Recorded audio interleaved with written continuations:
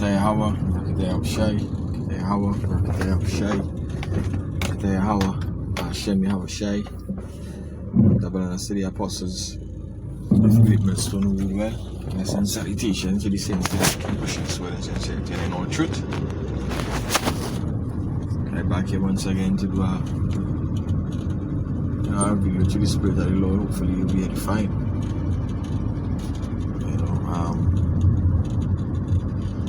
In the book of Revelation chapter 13 and verse 10,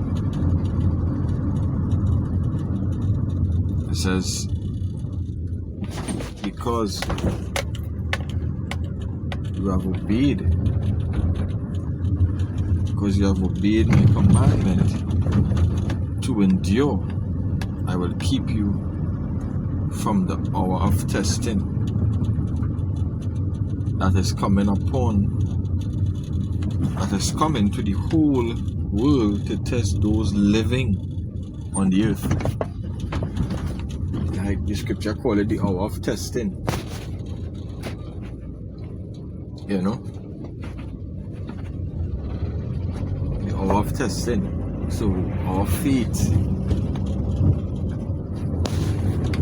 is going to be tried. Yes, I'm going to submit here.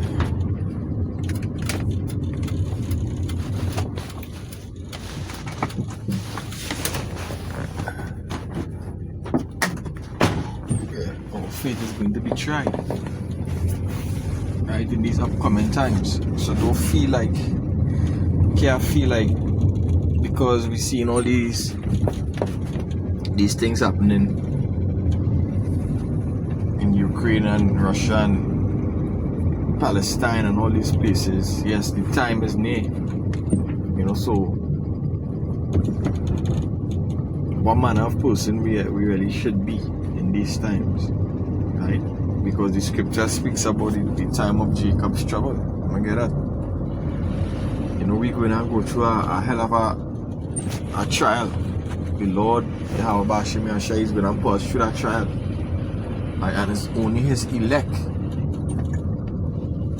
chosen. Only they are the ones who go in and be saved out of that. So that is just something to really sit down and think about.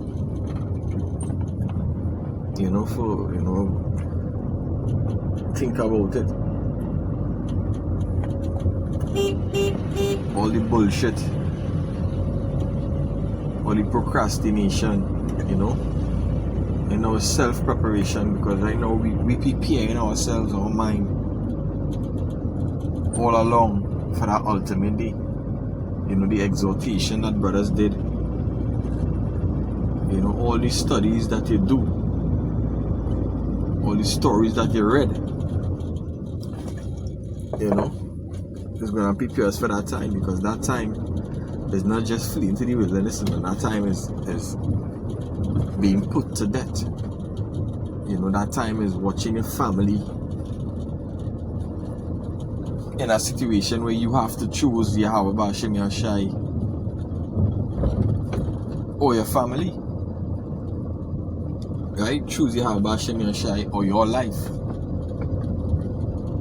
And there's a spirit that the Lord has to put upon you for you not to deny him.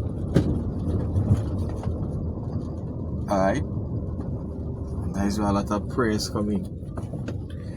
A lot of prayers, a lot of fasting. There's Jeremiah chapter 30 and verses 6. This is Jeremiah.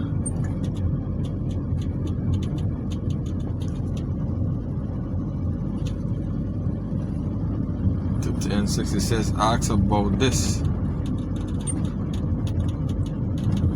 and think about it.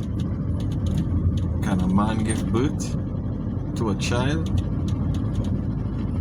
Why then do I see every strong man with his hands on his thighs, like a woman giving birth, and all their faces turn pale? Oh, how terrible that time will be. whose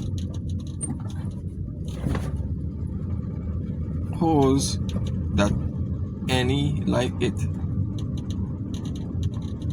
It will be a time of trouble for Jacob, but he will be rescued from it. You know, we constantly read the scripture over the years. You know, we read it for reading its sake. We read it because these are future prophecies. These are things that is about to happen. Even if it happened before, it gonna happen again. It's gonna happen again. Right? We are going to a time of terribleness. You know? On that day declare Yahweh. On that day declare Yahweh of heaven, of the heavenly army, I'll break the yoke from your neck and will tear off your restraints. Foreigners will no longer make you serve them. So what I'm telling you there, that's speaking about Jacob's trouble and also speaking about the Lord taking away that yoke of bondage away from the nation of Israel. You know, when I read this here, I read in spiritual, receiving that spiritual power also, because this will be the time. He's saying that day, some of us will get that spiritual power. You see?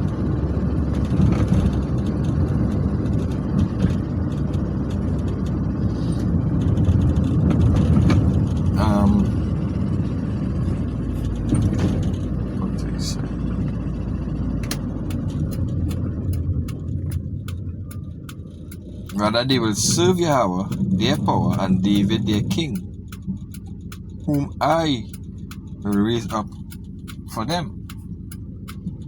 Right?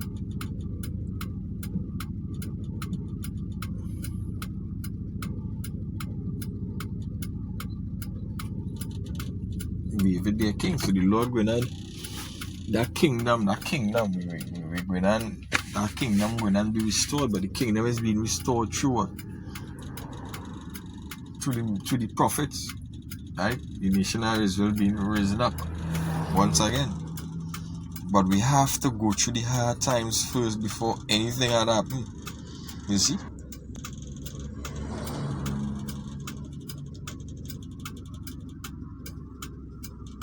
Alright.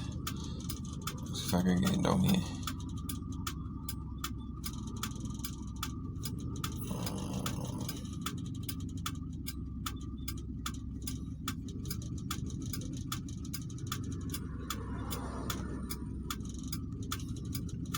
Wait a second. Trying to get the Apocrypha.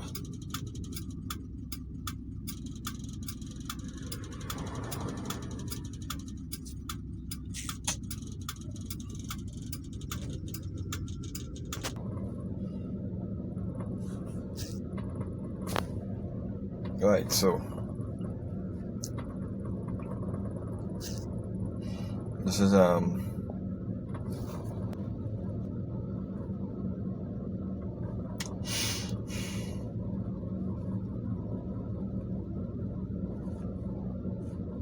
Second Ezra chapter 7.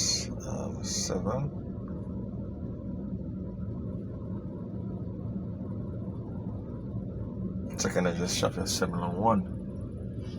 You know, and these scriptures speak louder even now, because this is the trial, this is the tribulation, this is the things that we gonna have to go through in these last days, right?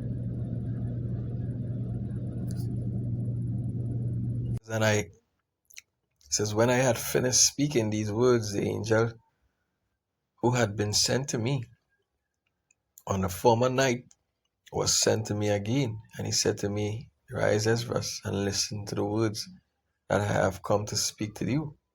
I said, speak, my Lord. And he said to me, there is a sea set in a wide expanse, so that it is deep and vast, but it has an entrance set in a narrow place, so that it is like a river. If there are those who wish to reach the sea, to look at it, or to navigate it, how can they come to a broad, to board a path unless they pass through the narrow paths? Another example, there is a city built and set on a plain, and it is full of all good things. The entrance to it is narrow and set in a precipitous place, so that there is a fire on the right hand and a deep water on the left. There is only one path lying between them, that is between the fire and the water, so that only one person can walk on the path. If now the city is given to someone as an inheritance, how will their heir receive the inheritance unless by passing through the appointed danger? I said, that right, Lord. He said to me, so is Israel's portion, for I made the world for their sake. And when Adam transgressed my statutes, what had been made was judgment. And so the entrance of the world were made narrow and sorrowful and toilsome. They are few and evil, full of dangers, and involved in great hardship. And the entrance of the greater world are broad and safe, and yield the fruits of immortality.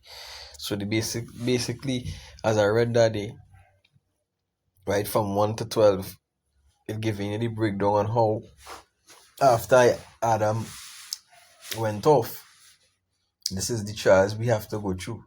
It didn't stop.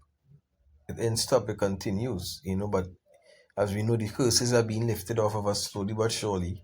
But the ultimate test the Lord will not put his people through is that test of Jacob's trouble, right?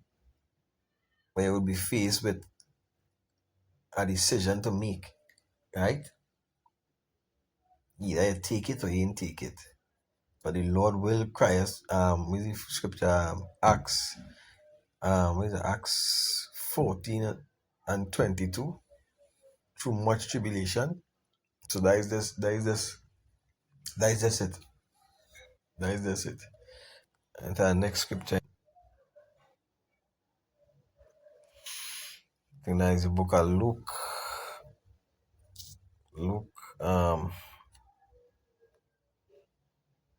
Gospel of Luke. Sorry. Gospel of Luke. No, sorry, the Gospel of Matthew. Gospel of Matthew.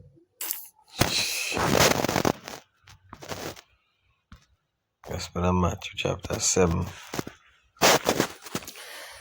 And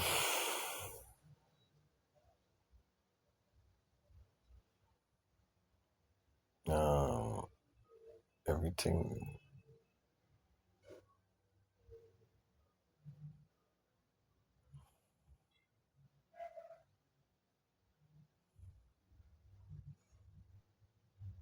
Yeah, 13. It says, enter through the narrow gates, for the gate is wide and the road is easy that leads to destruction. The road is easy that leads to destruction, and there are many who take it. For the gate is narrow and the road is hard. The gate is narrow and the road is hard that lead to life, and there is a few who find it. You understand? So this thing ain't gonna be easy, but yeah, I also tell you, hey, and we know that the Lord ain't gonna give you more than it can bear. So once you gain it, pray, ask the Lord. And I'm speaking to my own self first. Pray, ask the Lord for that strength to endure the trials that he handed to you, that you could be able to withstand the pressure that is being sent to you, you know.